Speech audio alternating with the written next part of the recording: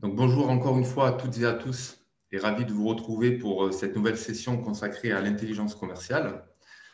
Voilà le thème d'aujourd'hui, comment développer vos méthodes de vente 3.0. Voilà, il s'agit du deuxième webinaire sur un cycle de 3 webinaires que j'ai initié en début d'année. Et le premier, pour mémoire, c'était un webinaire qui était consacré comment staffer, dimensionner son équipe de commerciaux en fonction du développement de votre société. Voilà, c'est animé par Franck Lacombe et vous pouvez retrouver ce replay donc sur notre chaîne YouTube, voilà, sur l'agence économique de Grand Paris Seine-Ouest, Seine-Ouest Entreprise. Donc aujourd'hui, c'est la fonction de métier de commercial que nous allons interroger. Voilà, qu'est-ce qui a changé depuis quelques années, qu'est-ce qui va encore changer. Comme toutes les problématiques métiers, la fonction de commercial n'est pas intouchable, elle est ni statique. Elle doit se réinventer et d'autant plus avec l'impact du digital et la vente à distance. Il faut dire que la crise du Covid est passée par là. Les différents confinements ont profondément modifié les habitudes de consommation, rendant plus complexe l'approche client, qui sait déjà tout finalement avant d'acheter un produit. C'est tout de votre produit. Il est peut-être allé sur un comparateur de prix, il est peut-être allé, il a déjà eu un premier filtre via peut-être un chatbot. Il connaît les caractéristiques d'un produit ou d'un service, que ce soit même sur ton B2C et notamment B2B également, on va le voir. Voilà, donc finalement, ce contexte a quand même pas mal dérouté bon nombre de commerciaux dans la conquête client. On va dire sur l'année 2020, c'était quand même assez particulier. Mais également, ça a été aussi la naissance, comme voilà, à tout malheur, il y a quelque chose de bien, finalement, la naissance de nouvelles opportunités avec finalement voilà, des phénomènes nouveaux qu'on a vu arriver, comme le live shopping, je dirais l'avènement aussi du social selling, voilà, comment communiquer sur soi pour tout simplement, sur soi, effectivement, pour vendre un produit ou un service. Ces nouvelles techniques de vente, enfin méthodes de vente en tout cas, sont arrivées. Et aujourd'hui, grâce à la business intelligence, aussi, on récolte des data. Et c'est autant d'opportunités à saisir pour justement aller à la conquête de ce fameux client. Alors, au commercial 3.0, alors s'agit-il pour autant d'une révolution? Bon, on va le voir.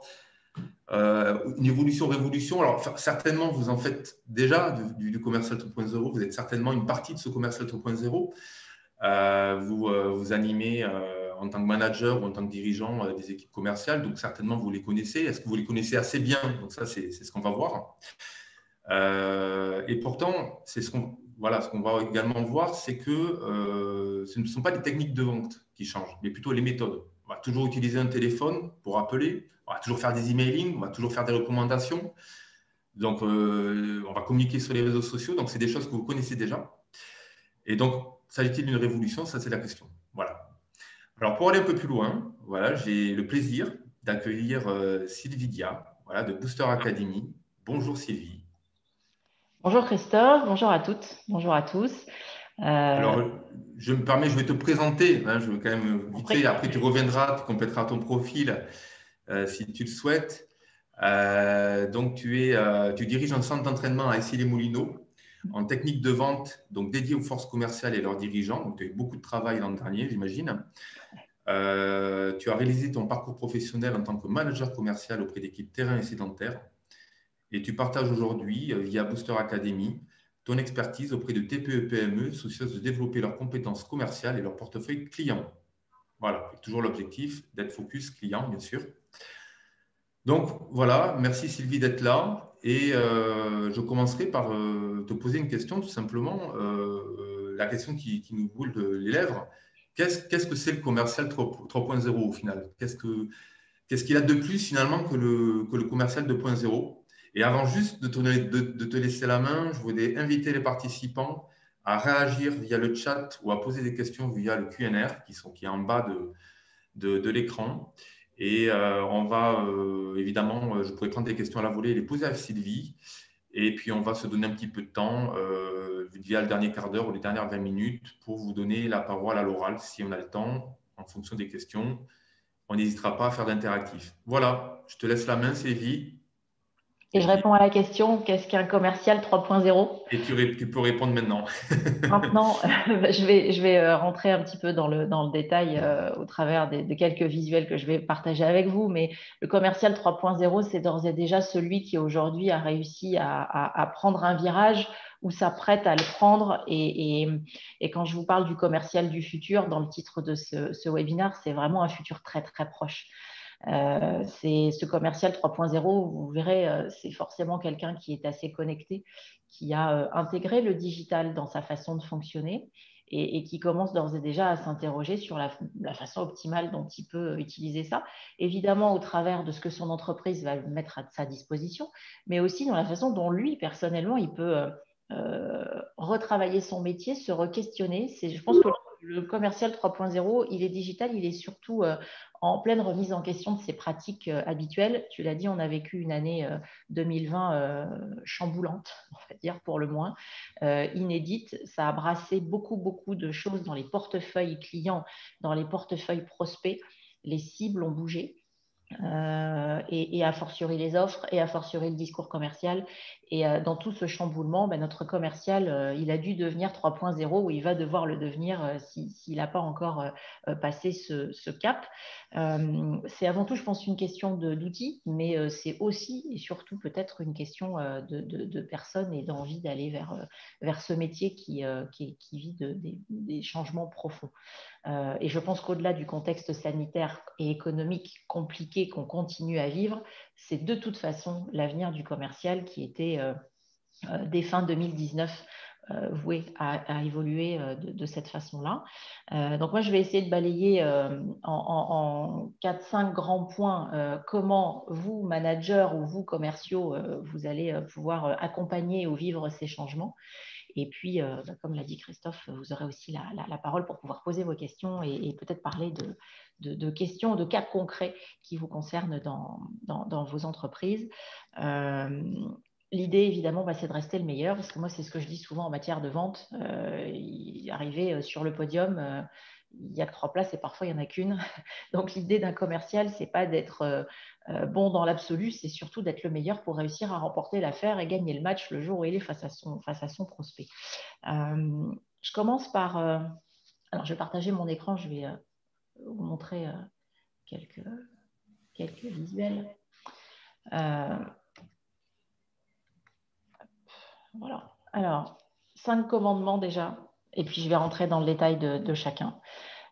Ce commercial 3.0, c'est déjà quelqu'un qui sait exploiter la data et qui va travailler main dans la main avec le marketing. Je rentrerai dans le détail tout à l'heure. C'est quelqu'un qui va savoir digitaliser sa prospection et surtout ne pas laisser de côté toutes les opportunités que le digital peut lui ouvrir pour réussir.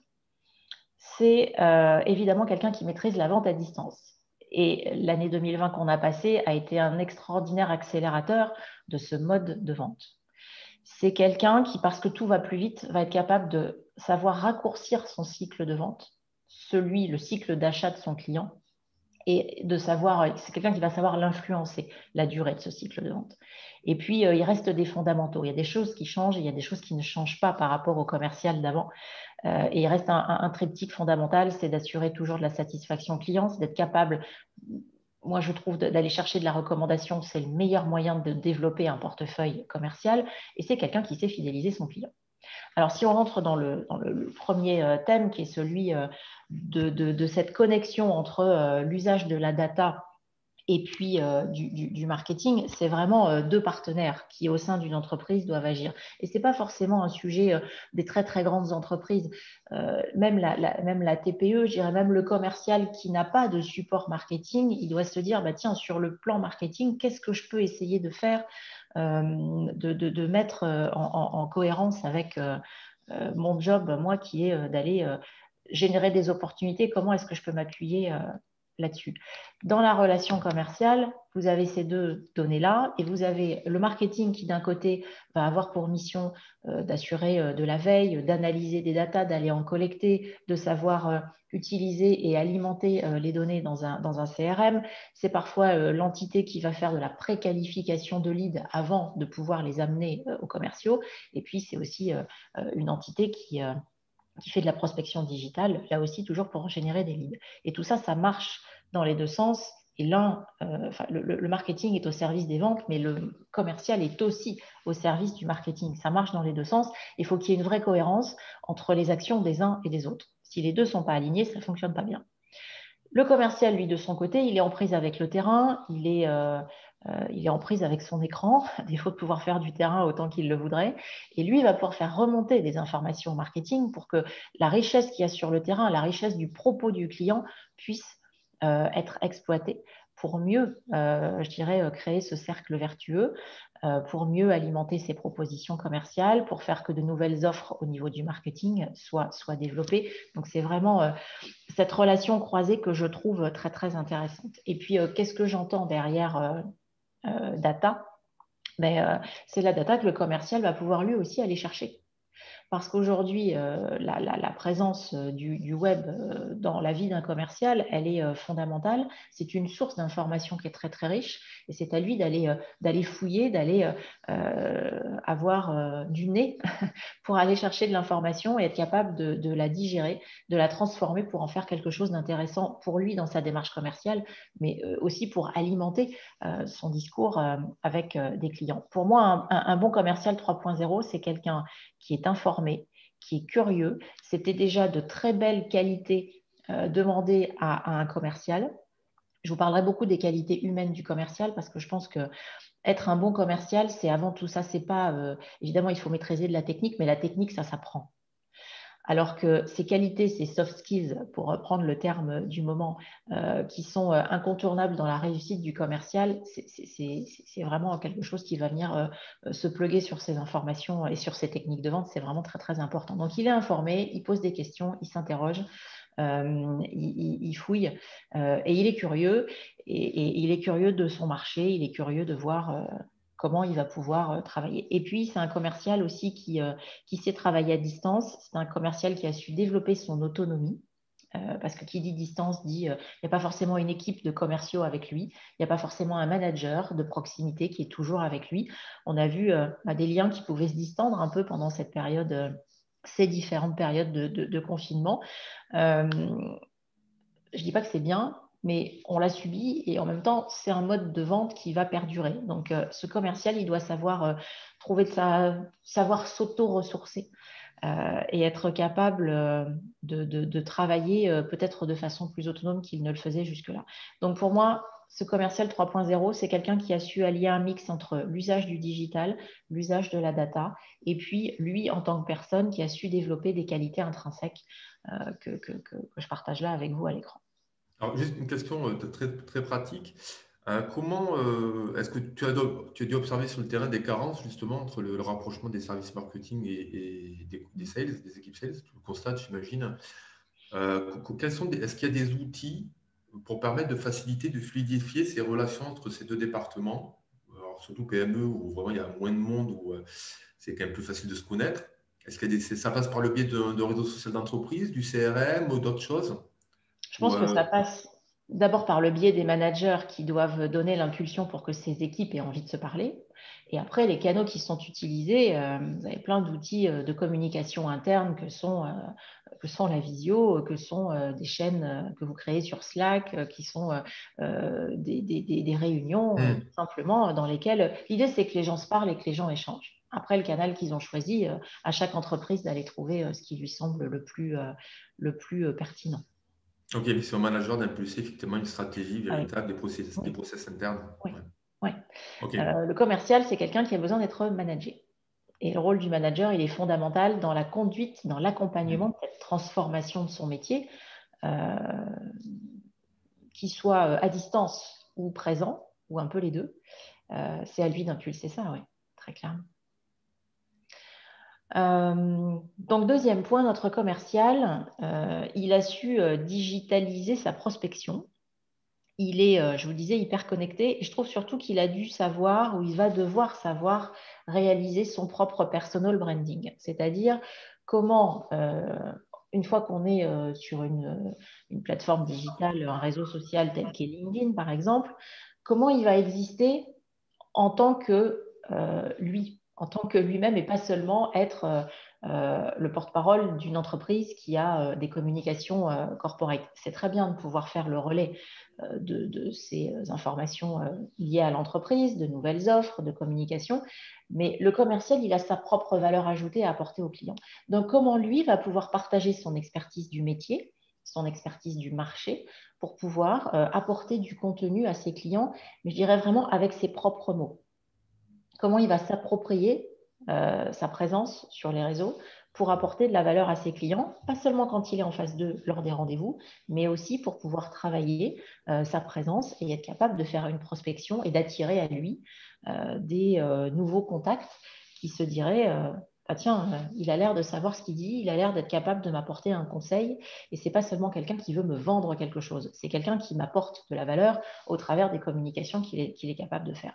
Il y a un écueil dans tout ça, c'est que les principales qualités d'un commercial, ce n'est pas forcément de savoir écrire, ce n'est pas forcément de savoir rédiger des posts.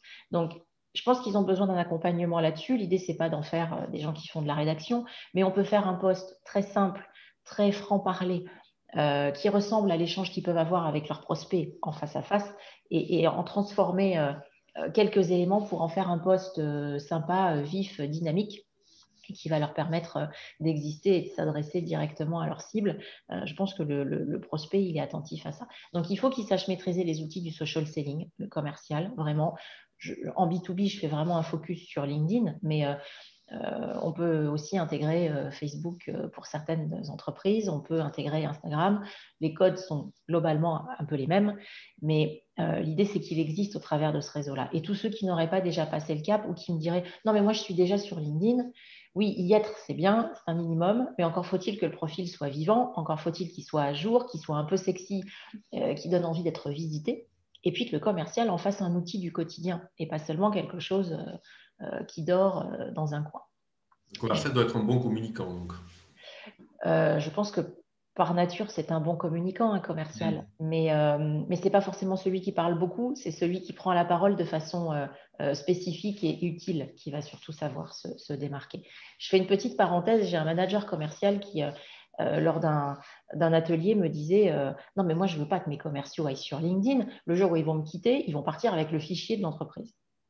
C'est vraiment un faux problème, ça, parce que vous, entreprise, votre fichier, quand il est sur LinkedIn, il ne vous appartient pas. Ce qui vous appartient, c'est le fichier que vous avez dans l'entreprise. Mais LinkedIn appartient à celui qui l'utilise. LinkedIn appartient à celui qui met de l'information dessus, qui accepte d'être vu et qui accepte d'en partager. Donc, quoi qu'il arrive, oui, votre commercial, il peut partir avec de la donnée qu'il aura développée sur LinkedIn pendant qu'il travaille avec vous, mais peut-être aussi qu'il va arriver de l'extérieur dans votre entreprise avec des informations très intéressantes. Et je dirais, c'est la vie.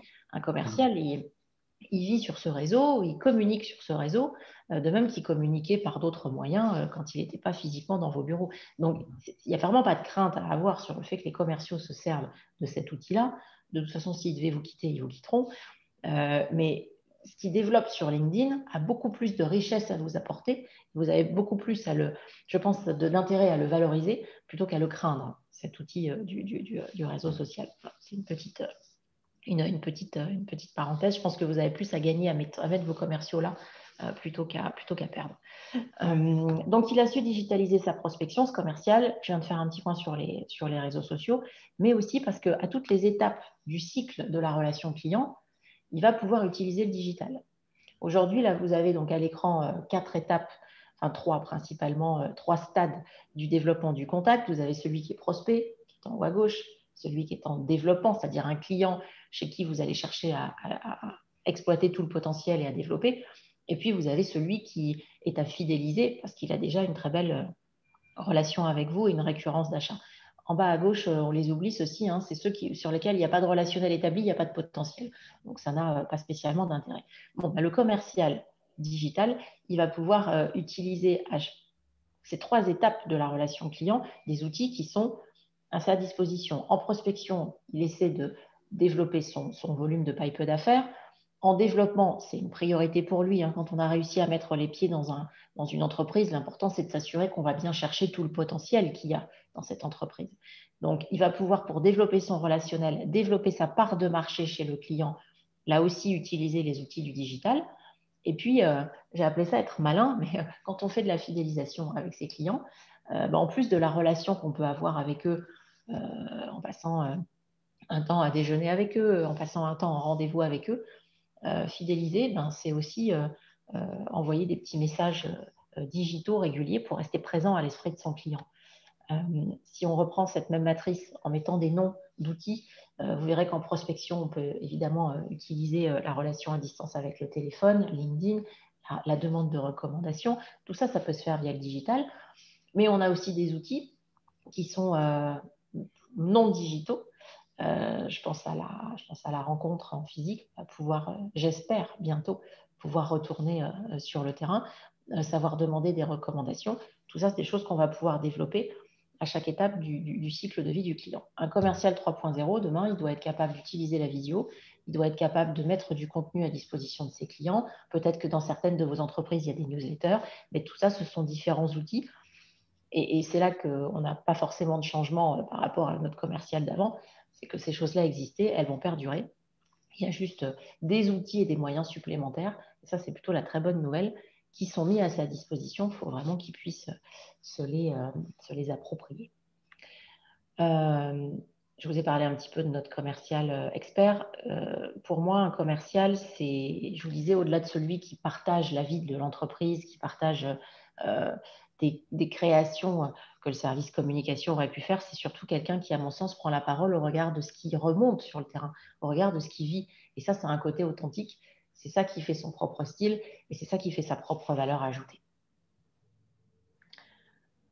Troisième thème pour moi qu'un commercial doit aujourd'hui embarquer dans son mode de fonctionnement, c'est la vente à distance. Et puis là, pour le coup, ça a été très, très clairement accéléré par l'année qu'on vient de vivre. Et au-delà de ce contexte sanitaire compliqué, il est évident que les entreprises, à la fois du côté du fournisseur et du client, y ont trouvé leur compte.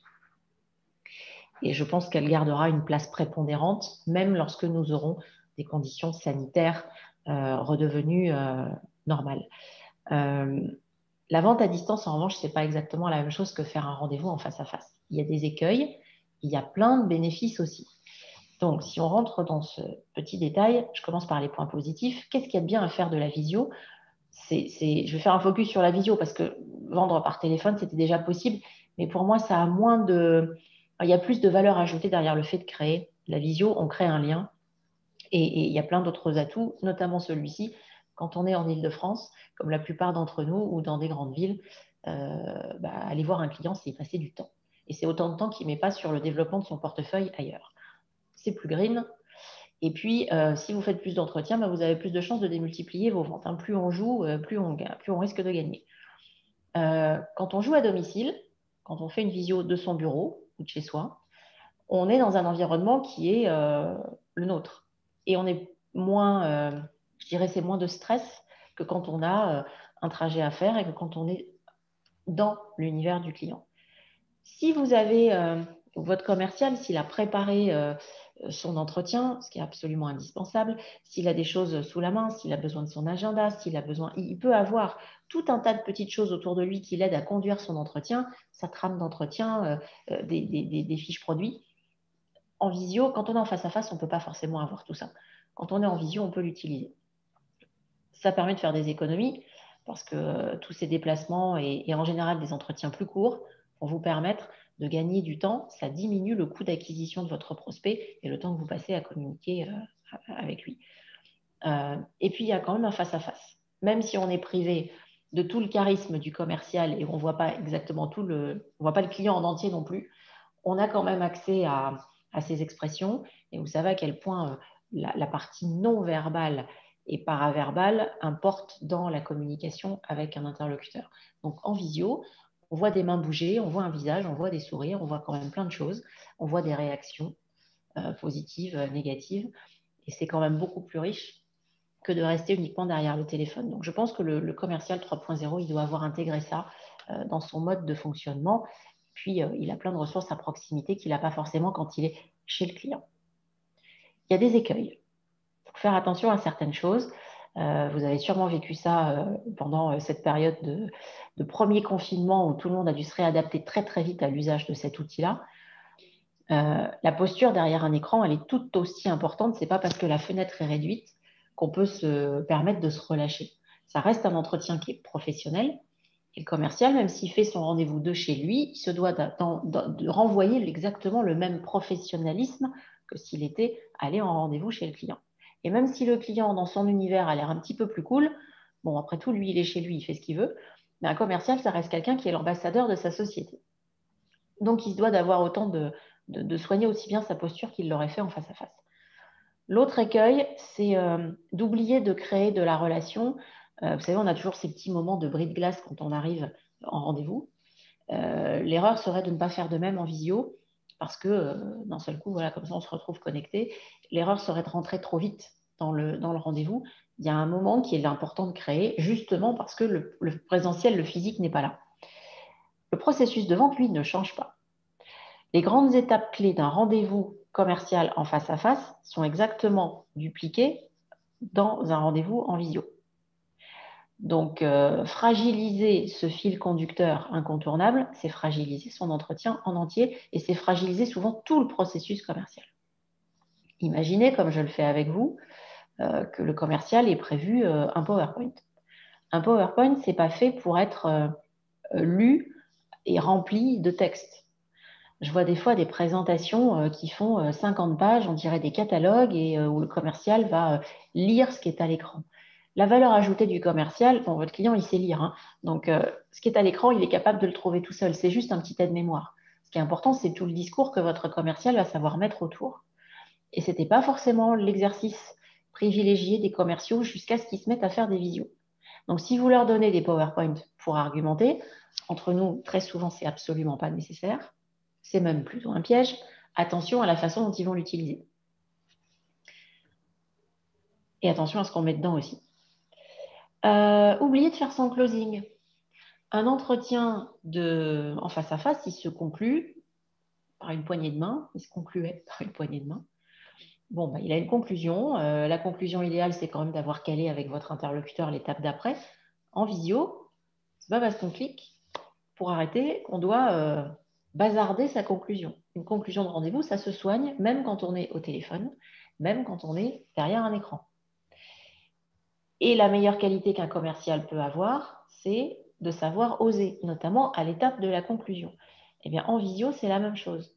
Ce n'est pas parce qu'il n'est pas avec nous qu'on ne peut pas le signer, ce rendez-vous. Ce n'est pas parce qu'il n'est pas face à nous qu'on ne peut pas aller chercher l'engagement du client. Bien sûr que si. Mais ça fait appel aux mêmes qualités que lorsque l'entretien se faisait en face à face. Un bon commercial, c'est celui qui ose aller chercher la conclusion, qui prend l'initiative de la conclusion et qui ose amener son client vers cette étape finale.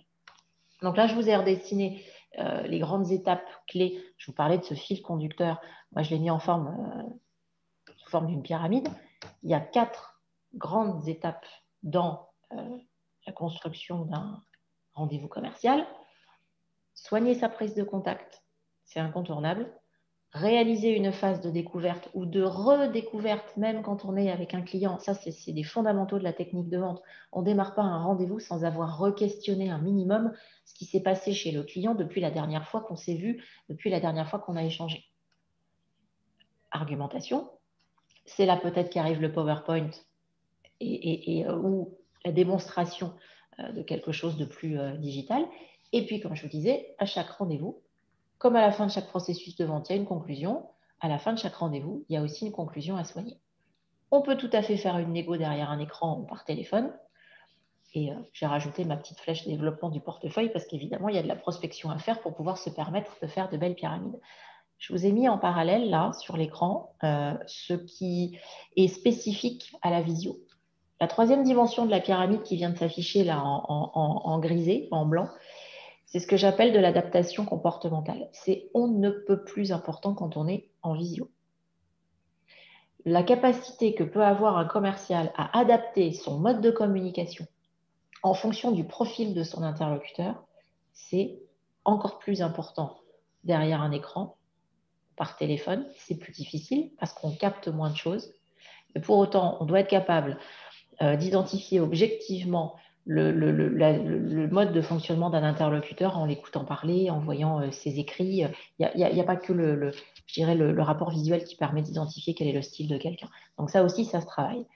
Donc, je vous mets demander une présentation de votre client, le faire s'exprimer, c'est quand même très important. Ce n'est pas parce que vous déroulez un PowerPoint qu'il ne faut pas aller le solliciter, qu'il ne faut pas aller le chercher. Au contraire, il faut, parce qu'il est derrière un écran, être capable de le solliciter, je dirais, de le stimuler et faire qu'il ne s'endorme pas.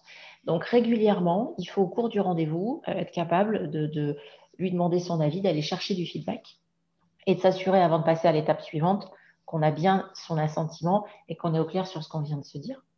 Moi, je vous conseille, parce que l'entretien est souvent plus rapide à distance, de réfléchir à des idées que vous pourriez lui soumettre justement pour le faire réagir. Success stories, des pistes d'accompagnement auxquelles vous auriez pensé, ça fait partie de l'argumentation, mais l'idée, c'est de le faire réagir, toujours avec l'idée de le faire se découvrir et de le faire s'exprimer.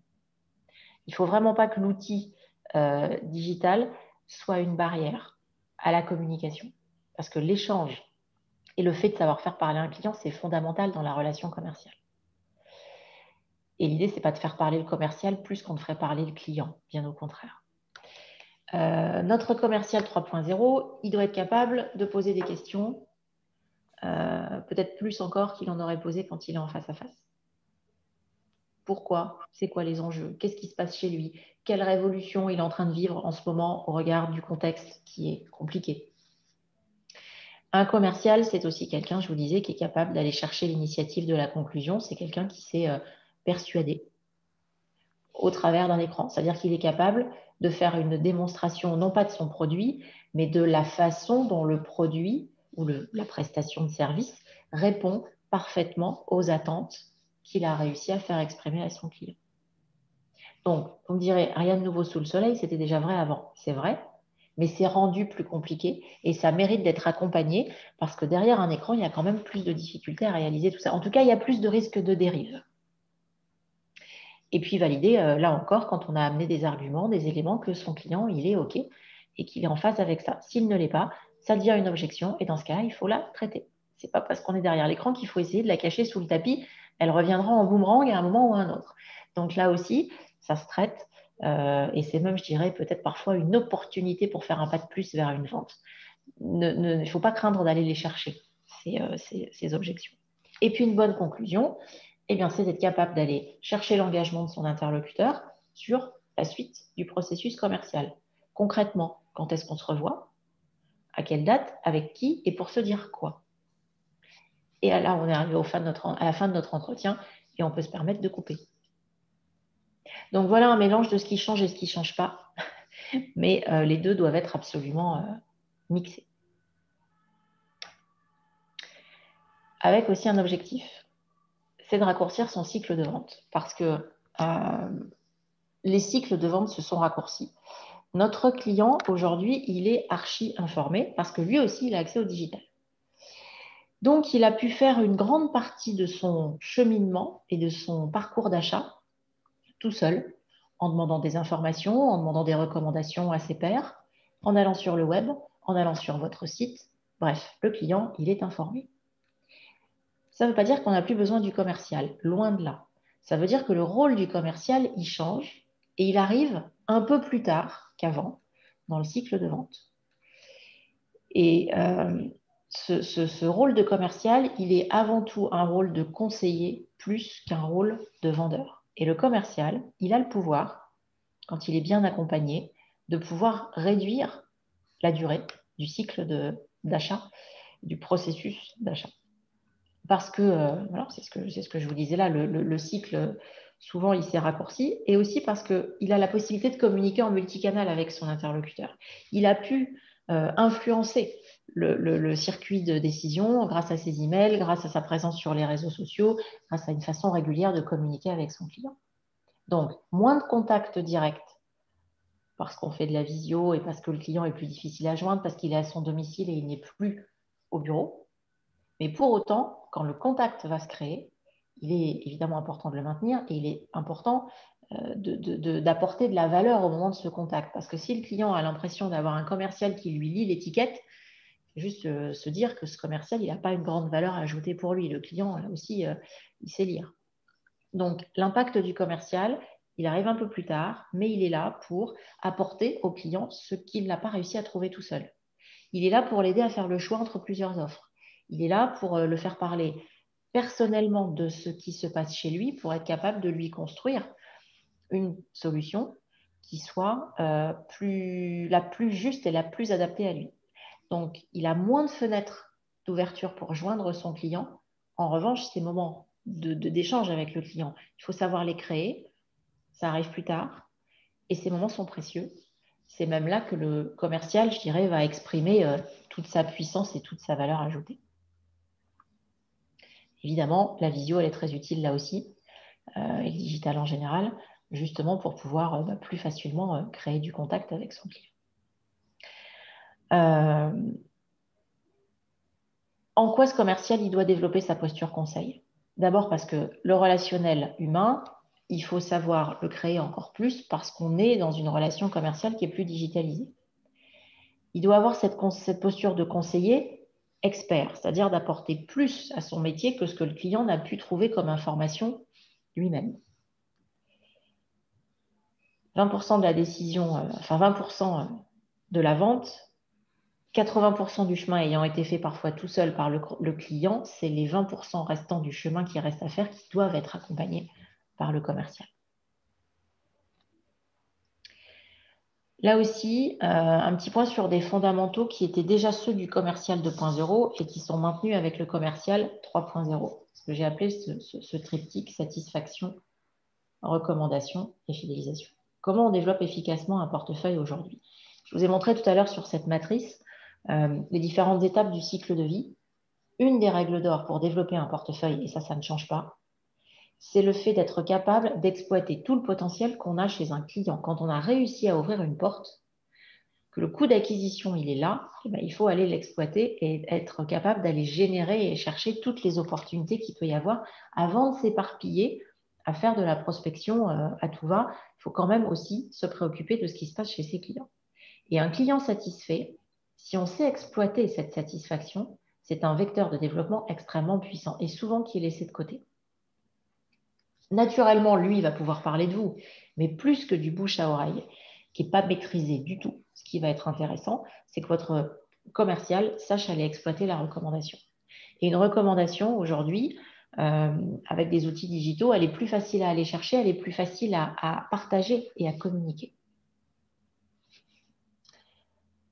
Il est capable de fidéliser notre commercial. Et là aussi, s'il est connecté, il a plein de canaux à sa disposition pour rester présent à l'esprit de son client et être capable de faire de la veille, être capable de détecter des signaux faibles qui lui diraient « Ah, il se passe telle et telle chose chez mon client, il semblerait qu'il s'intéresse à tel sujet, ils sont sur le point de lancer une nouvelle offre. » Bref, il y a tout un tas d'informations qui sont à sa disposition qu'il faut qu'il sache exploiter. Il va pouvoir fidéliser, il va pouvoir être plus présent.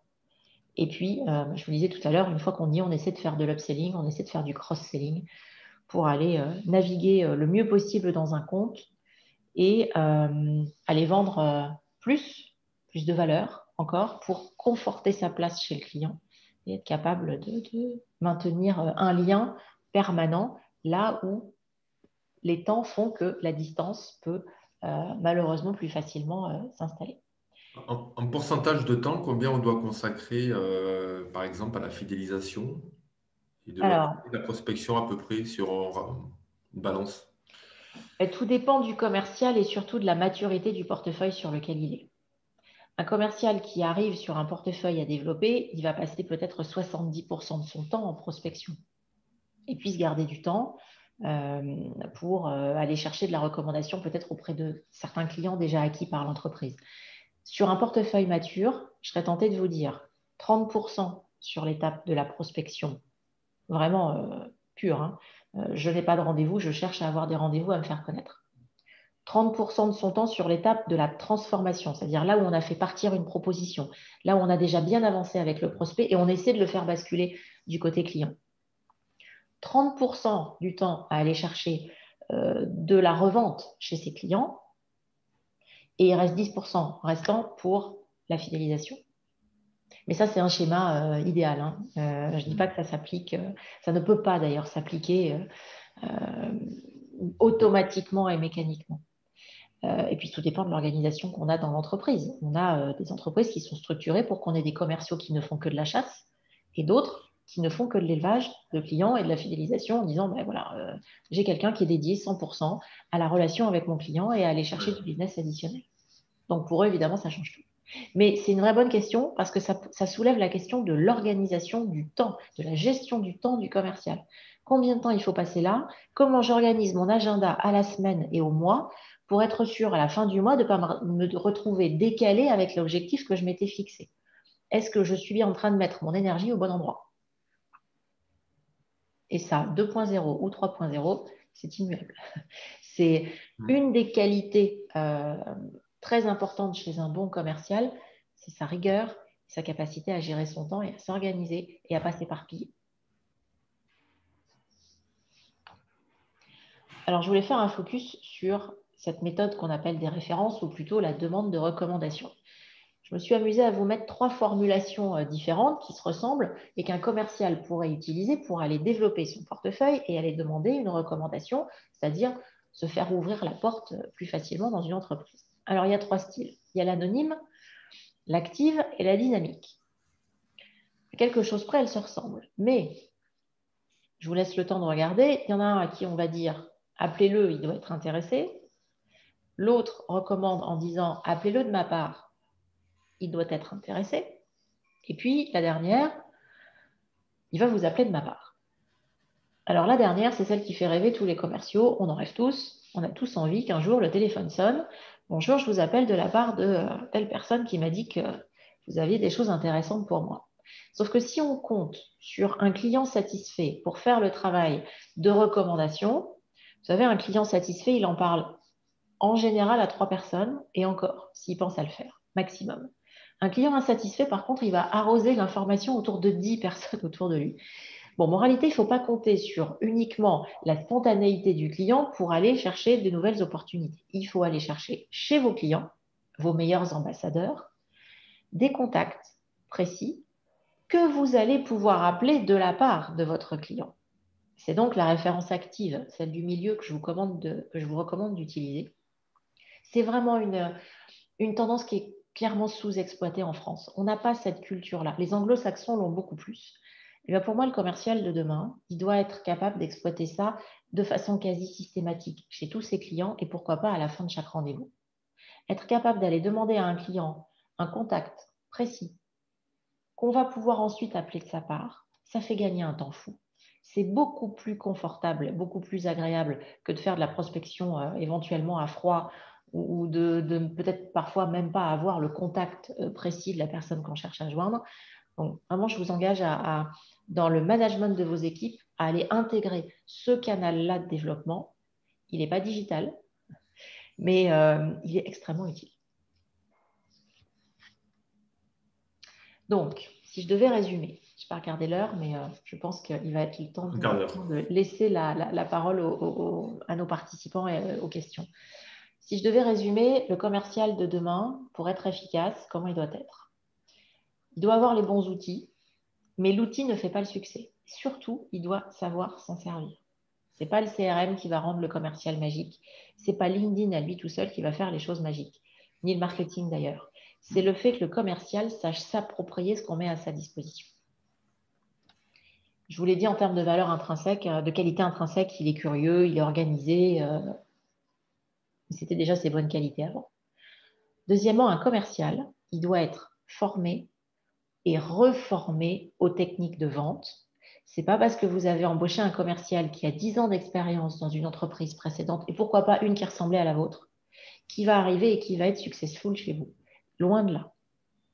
Le métier de la vente, c'est comme le métier de l'ingénierie. On se reforme, on apprend, les choses évoluent. Regardez à quel point les techniques de prospection ont évolué. Il faut absolument former vos commerciaux et les reformer à leur métier, aux fondamentaux, et puis aussi aux mutations de votre marché et aux évolutions de votre offre. Si votre cible a bougé, votre marché a évolué, votre offre a donc évolué, le discours commercial doit évoluer aussi. Donc ça, c'est régulièrement à retravailler. Un bon commercial, il est coaché. C'est comme un sportif. Quand il arrête de s'entraîner, il perd en performance. Donc régulièrement, il faut se repencher sur son commercial, ses équipes commerciales, et être capable, soit en interne, soit en l'externalisant, de les faire s'entraîner pour toujours aller chercher à corriger les petits points de détail. Mais ce sont les petits points de détail qui font la différence le jour du rendez-vous chez le client. Et puis, il faut qu'il sache travailler son mental. Et dans la période qu'on vient de vivre, on a vu à quel point l'isolement, la distance physique créée avec l'équipe, la distance physique créée avec le client avait attaqué le moral des commerciaux. Une des principales préoccupations aujourd'hui, moi, des managers que je peux voir et qui continuent à travailler à distance avec leurs équipes, c'est de réussir à les maintenir à flot et de les maintenir dans une dynamique. Parce que prendre des portes, quand on fait de la prospection, c'est normal, mais c'est difficile. Et un commercial, il faut l'aider à aller chercher de la ressource pour être capable de s'auto-motiver, de se remotiver. Donc, travailler le mental de ces équipes et veiller à ce que le moral y soit, c'est déjà, à mon avis, 50% de la réussite du commercial. Voilà, si je devais résumer, on va laisser la place aux questions. Moi, ce que je vous propose, pour ceux d'entre vous qui peuvent être intéressés, c'est de faire un petit peu le diagnostic à la fois des forces techniques et des forces morales de vos équipes. Je vous propose de faire ça, vous aurez mes coordonnées, et pour ceux qui sont intéressés, je vous proposerai une petite analyse et un petit débriefing. Je crois qu'on a des questions, Christophe. Écoute, là, j'ai une réaction évidemment par chat. Juste une réaction, c'est de Franck Lacombe qui avait animé le premier webinaire qui revient donc sur les idées reçues en fait, que tu as démonté à la fin. C'est intéressant de savoir notamment qu'un commercial qui a été bon dans une autre entreprise ne va pas forcément être bon dans la sienne. Et ça implique aussi de dire que des commerciaux, il faut s'en occuper. Alors, je ne sais pas si effectivement les chefs d'entreprise ou les managers connaissent bien leurs commerciaux et réciproquement. Je ne sais pas si sur le terrain ça se vérifie. Mais ça pose vraiment la question aujourd'hui qu'un commercial, il n'y a pas que de l'inné, il y a aussi beaucoup d'acquis être un bon commercial. C'est une Et qu'il faut le former certitude. régulièrement, contrairement à ce qu'on pourrait penser. On pourrait penser qu'un commercial, il y a ça dans la peau. Mais selon le secteur d'activité, selon la culture de l'entreprise, je crois qu'il est important de vraiment établir vraiment une communication linéaire avec ces commerciaux. Et ça, je crois qu'il y a beaucoup peut-être de négligence, peut-être de la part de certaines entreprises qui Oui, penseraient il y justement a. que Non, mais c'est vrai, c'est un peu le chapeau. c'est une vraie faiblesse. Je trouve qu'en France, l'entreprise n'investit pas assez dans ses ressources commerciales. Et quand elle investit, elle pense souvent outils. Elle ne pense pas assez à l'investissement sur l'homme et les hommes, les femmes que sont les forces commerciales. Parce qu'on pense, à tort, trop souvent, qu'être commercial, c'est inné. C'est celui qui a de la tchatch, c'est celui qui a du bagou, c'est celui qui sait parler, qui sait communiquer, qui sait être dans sa voiture et se promener. C'est tout sauf ça. Et je faisais le parallèle avec les anglo-saxons sur la partie de la recommandation à aller demander à ses clients. Les Américains, les Anglais, c'est le cas aussi dans les pays d'Europe du Nord, forment, reforment en continu leurs équipes. Il n'y a pas une année sans qu'ils se fassent une formation, soit aux techniques de vente, c'est-à-dire métier, soit au discours commercial à tenir parce que l'offre a évolué. Moi, je vois beaucoup de commerciaux qui n'ont jamais suivi de formation commerciale. Ils ont appris sur le terrain, ils avancent avec leur bon sens, avec leurs neurones et ce qu'ils arrivent à connecter, avec leur expérience, et ils font ce qu'ils peuvent. Mais ils pourraient faire beaucoup mieux s'ils étaient clairement accompagnés. Et puis il y a autre chose aussi, qui est un phénomène effrayant, et ça fait presque 10 ans que ça dure, j'ai l'impression, c'est la pénurie de ressources commerciales sur le marché. Il y a énormément d'entreprises qui diffusent des offres, qui cherchent des commerciaux, qui n'en trouvent pas. Je crois que c'est plus de 100 000 postes non pourvus par an. Il faut se poser des questions. Est-ce qu'on n'est pas en train de chercher ce qui n'existe pas? Ça ne veut pas dire qu'en France, on n'a pas de bons vendeurs. C'est juste qu'ils ne sont pas révélés, ces bons vendeurs. Et on cherche des profils qui, sur le CV, correspondraient à un idéal, alors que dans les faits, le commercial qui peut réussir, il a des qualités humaines et la technique. C'est pas grave s'il ne l'a pas, ça s'apprend. Le tout, c'est d'avoir l'envie. Et moi, j'observe de très, très belles transformations de profils qui n'étaient pas des commerciaux, là, je viens de finir d'accompagner une office manager. Elle s'est révélée, son manager a eu la finesse de détecter chez elle ses qualités humaines pour pouvoir devenir un bon commercial. Bon, avec le bon accompagnement, elle me dit, Enfin, ma vie a changé. Je ne savais pas que j'étais capable de faire ça. Et elle rend de très, très belles affaires. Alors parfois, si vous êtes en difficulté pour recruter, dites-vous, est-ce que je n'ai pas chez moi la ressource qui est capable d'évoluer? Est-ce que je n'ai pas quelqu'un qui connaît déjà mon offre, qui est motivé, qui aime son entreprise et à qui je pourrais offrir un acte de reconnaissance, un investissement. Il y a plein de vertus au fait de faire évoluer quelqu'un. C'est un engagement, c'est un gage de reconnaissance qu'on envoie. Je pense qu'il y a plein de potentiels commerciaux qui ne sont pas révélés, alors qu'on a un métier d'avenir et un métier extrêmement enrichissant parce que les grandes qualités d'un commercial, c'est aussi de recevoir plein de compliments. C'est lui qui est au front avec le client, c'est lui qui récupère les compliments quand tout va bien, c'est aussi celui qui prend des portes quand il doit prospecter. Mais qu'est-ce que ça fait plaisir d'entendre un compliment en direct de la part d'un client. Au marketing, ils n'ont jamais de clients qui leur font des compliments.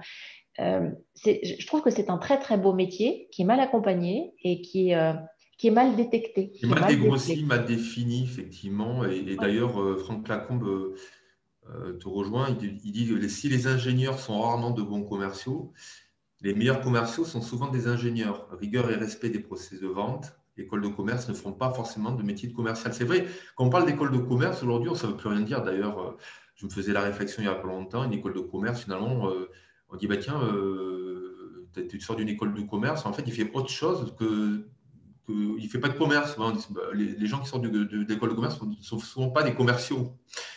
Et réciproquement, on peut dire qu'il y a certains ingénieurs, à partir du moment où effectivement on les forme, on détecte et on travaille avec eux le discours, la communication, parce que les ingénieurs, c'est quand difficile, peut-être a des difficultés à communiquer, mais c'est lui qui connaît le produit. Et là, du coup, on rejoint la fonction peut-être de conseiller. C'est-à-dire, on n'est plus forcément dans le vendeur, mais on est dans le conseiller. Et l'ingénieur connaît souvent bien son produit.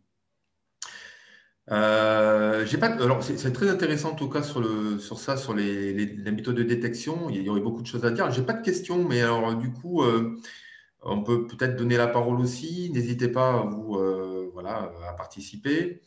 Vous pouvez lever la main. On peut vous donner la parole à l'oral si vous levez la main. Voilà, vous avez une petite en bas de l'écran. N'hésitez pas à lever la main si vous voulez faire part de votre cas personnel, d'une question en particulier sur ce qu'on a vu. Ou peut-être qu'il n'y a pas de question, tout simplement. Ah, Franck Lacombe. Bonjour Franck, je te donne la parole. À tous. Oui, tout ce que nous a dit Sylvie est fort intéressant.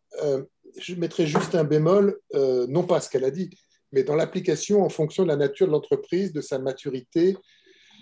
Une start-up en particulier, si sa cible n'est pas clairement établie, autre chose qu'une cible floue du type je vais vendre au grand compte, si sa cible n'est pas clairement établie, et en particulier le niveau d'interlocuteur qu'on doit cibler, niveau au pluriel, parce que quand il s'agit en B2B, c'est souvent de la vente complexe, donc avec du multi-interlocuteur, si cette cible n'est pas clairement établie, tout ce qui est du 3.0 de LinkedIn, etc., ne sert pas à grand-chose. Il y a un vrai préalable à définir précisément sa cible. Et ce qu'on constate dans les startups, mais aussi, hélas, dans certaines TPE un peu plus établies, c'est que cette cible, elle est souvent floue ou mouvante. Et donc, du coup, toutes ces actions ne servent pas à grand-chose parce qu'on tape souvent à côté de là où on voudrait aller, puisqu'on ne sait pas très bien où on veut aller. Voilà. C'est parfaitement vrai. Il y a tout un tas d'étapes en amont avant l'acte de vente sur lequel je viens de focaliser qui doivent être clairement définies. On ne peut pas faire travailler des commerciaux quand on ne sait pas exactement ce qu'on vend et à qui on le vend. Et ça, c'est évident. C'est clair. Ça a l'air d'être d'une lapalissade, mais ce que, en tout cas, moi, je constate dans les entreprises, c'est que bien souvent, c'est une chose qui n'est pas définie, ou en tout cas pas clairement établie. Et c'est donc comme vous le dites, Sylvie, comme c'est un préalable, et ben, tout le reste ne sert plus à rien, ou c'est de l'argent dépensé en pure perte.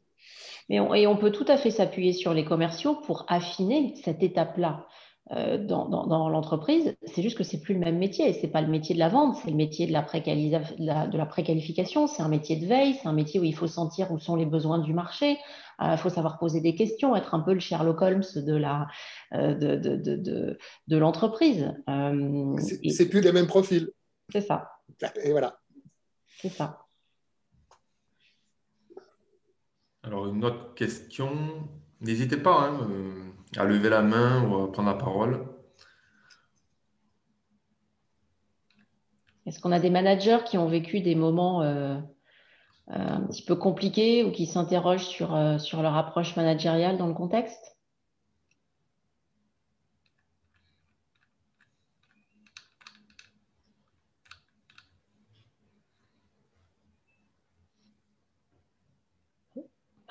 Ah, écoutez, c'est que tout le monde a compris alors. Tout est clair. Non, mais c'est vrai, après, peut-être revenir sur des cas personnels, c'est compliqué, peut-être sur le métier de commerciaux. Certaines entreprises n'osent pas peut-être parler de ça. Je ne sais pas d'ailleurs si c'est un sujet qui est souvent d'ailleurs, enfin, qui est assez soulevé ou pas. Alors toi, évidemment, de par ta fonction, Sylvie, mais est-ce qu'il y a un côté, il y a des tabous en fait est-ce qu'il y a des tabous dans la fonction de manager des commerciaux? Est-ce que Alors, je pense qu'il y a un tabou chez certains commerciaux qui n'osent pas faire remonter un besoin d'accompagnement et qui n'osent pas dire je ne sais pas, je ne sais pas faire. Alors, j'ai Florian Dian qui souhaite lui donner la parole. Bonjour Florian. Et bonjour, merci beaucoup pour l'intervention. Juste un petit témoignage. J'ai une structure d'ingénierie. Donc, effectivement, la question du profil pour la fonction commerciale s'est posée. On a parti de rester sur des profils ingénieurs. Et juste un témoignage par rapport à ce que vous disiez, Sylvie, sur les ingénieurs peuvent être des bons commerciaux. Moi, le déclic s'est produit lorsque les ingénieurs ont compris que être un bon commercial, c'était avant tout chercher à résoudre les problèmes de ses clients et non pas vendre. Lorsqu'on cherche à résoudre les problèmes des clients, on finit par vendre naturellement finalement. Mais voilà, c'est vraiment une clé, une façon différente de voir les choses pour abandonner la caricature effectivement du commercial au sourire Colgate qui ruine souvent l'image du métier chez les ingénieurs. Vous Florian, justement, vous avez, je connais votre domaine d'activité, vous avez beaucoup d'ingénieurs. C'est des gens que vous avez fait évoluer vous leur avez donné l'occasion un peu sur des fonctions transverses, de leur donner la possibilité d'aller vendre chez le client. C'est des choses que vous avez réalisées? Alors effectivement, j'ai commencé par me former moi-même d'abord, parce que c'était moi qui avais la principale fonction commerciale à la base. Et aujourd'hui, on est 3 à avoir cette fonction-là, qu'on se répartit sur le territoire. Et effectivement, c'est passé par beaucoup de formations et surtout ce changement de regard sur le métier, finalement. Très bien. Merci Florian. Merci encore.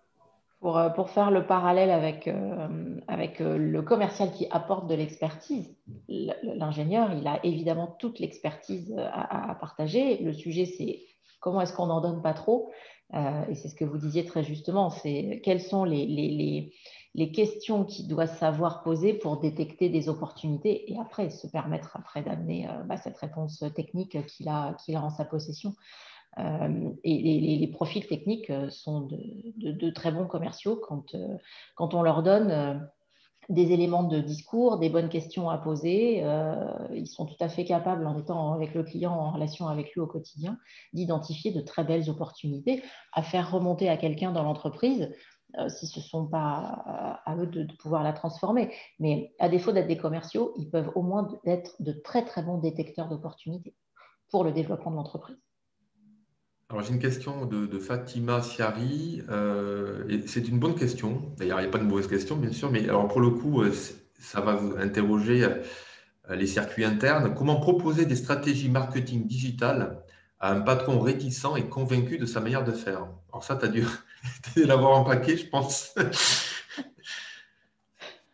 Comment on fait?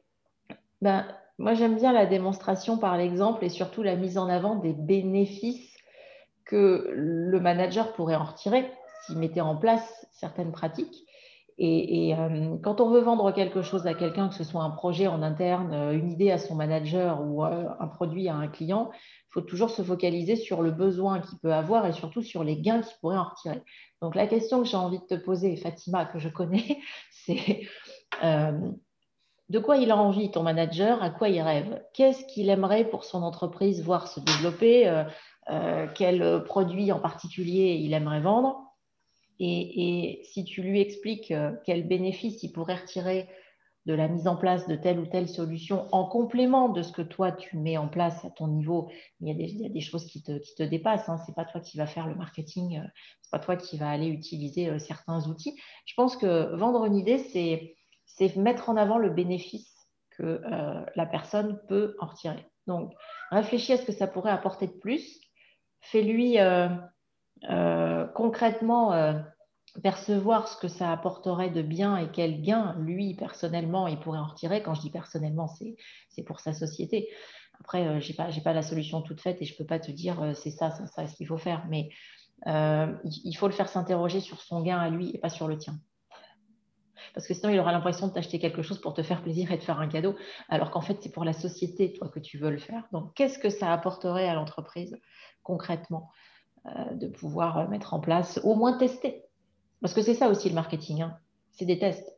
Après, on garde certaines choses, on en jette d'autres. Mais il faut accepter de jouer pour gagner. Il faut accepter de tester pour même peut-être se tromper, mais en tout cas faire quelque chose, parce que des fois se tromper, c'est aussi savoir ce qui est bon et pas bon à faire, quoi. Voilà. On peut parfois essayer de trouver des entreprises de taille similaire qui auraient mis en place des choses intéressantes et qui fonctionnent. Quelques autres exemples en B2B qui auraient pu, dans un secteur un peu technique comme le tien, apporter des résultats. On a parlé beaucoup, c'est vrai qu'on parle de vente, on a toujours tendance à parler du B2C. Voilà, et le B2B, bon, j'ai beaucoup au sein de GPSO, évidemment, il y a beaucoup d'entreprises qui évoluent dans le B2B. Quelles sont les grosses différences entre les comportements? Déjà, bon, clairement, les stratégies ne sont pas du tout les mêmes au niveau du modèle économique. Mais est-ce qu'au niveau des process de vente, il y a vraiment des choses qui sont très différentes entre le B2C et le B2B ou pas? C'est une très bonne question parce que souvent on oppose B2B et B2C alors que le processus commercial est exactement le même. Ce qui va faire la différence, c'est est-ce que le client a besoin d'une compétence conseil pour faire son achat ou est-ce qu'on est plutôt sur une approche retail comme dans une boutique où le cycle de vente est très très court et où le client va venir se servir lui-même sur l'étagère. La vraie différence, elle est là. Et là, on a des techniques qui varient. Et la longueur du cycle de vente aussi, évidemment. Mais que vous fassiez, dans la mesure où vous êtes dans une démarche de vente conseil, où le client ne peut pas se servir tout seul, où le client a besoin d'un commercial pour pouvoir faire son choix, le processus commercial, il est le même. Que vous fassiez du B2B, du B2C ou du B2B2C, je vous donne un exemple du B2C qui est de toute façon une approche conseil. Vous êtes un particulier, vous voulez refaire votre cuisine. Vous allez chez un cuisiniste, il va vous sortir un devis entre 10 et 15 000 euros. C'est de la vente conseil. Donc, le processus commercial, les grandes étapes, les techniques de vente vont rester les mêmes. Et ce que j'opposerais à cette approche-là, c'est ce que j'appelle de la vente retail, où les objectifs ne sont plus les mêmes. L'objectif du vendeur en retail, c'est de pouvoir augmenter le panier moyen, c'est de faire qu'un client qui est venu acheter un produit reparte avec un produit complémentaire. On est sur un cycle de vente qui est beaucoup plus court. S'il ne le capte pas maintenant, le client va repartir les mains vides, il ne le reverra probablement jamais. On est dans une approche où on essaie d'attirer le client à la boutique, à l'inverse d'une approche commerciale où on va essayer d'aller à lui et d'aller le chercher. On va aussi essayer de le faire venir à soi. Mais voilà, l'opposition, je trouve qu'elle est là. Mais ce n'est pas parce qu'on est en B2C qu'on ne peut pas appliquer cette pyramide que je vous ai montrée, ce processus commercial-là. Intéressant. En tout cas, le chat, à son avis aussi, voulait intervenir. Là, il va poser une question peut-être. Je le croyais enfermé, visiblement, il a ouvert la porte. Il voulait poser une question, mais malheureusement, c'est le temps est fini, le temps est décompté. On n'a pas de nouvelles questions, et puis de toute manière, là, il est 10h, plus de 10h05. Merci à tous d'avoir suivi ce webinaire. Le webinaire n'est pas totalement fini. Il y a évidemment le replay avec évidemment les slides que vous aurez sur notre chaîne YouTube. Je récapitule aussi pour dire il y a le webinaire avec Franck Lacombe qui est intervenu très justement. Donc, tout ce qu'il a dit aussi, vous pouvez le retrouver sur notre chaîne également YouTube. C'était sur comment Startup TPE PME, comment faire décoller vos ventes. Le 17 juin, il y aura comment vendre à l'international, surtout en cette période. Donc, on ira Team France Export qui sera présent pour nous parler de tout ce qui se passe aujourd'hui autour de la vente à l'international et comment augmenter son business à l'étranger. Merci Sylvie, encore. Merci à tous d'avoir suivi. Et évidemment, si vous avez, on va vous laisser nos coordonnées, les miennes pour Seine-Ouest Entreprise Emploi, si vous souhaitez être accompagné sur l'immobilier, sur autre chose, sur le financement, sur les dispositifs de financement, sur le recrutement. Et puis Sylvie également, je pourrais vous communiquer ses coordonnées. Elle les a aussi données et elle vous les redonnera plus tard si vous souhaitez faire du one-to-one, en tout cas parler de votre situation personnelle. Voilà, merci à tous. Merci beaucoup pour votre écoute et puis vos interactions. Très belle journée. Au revoir. Au Au revoir. revoir.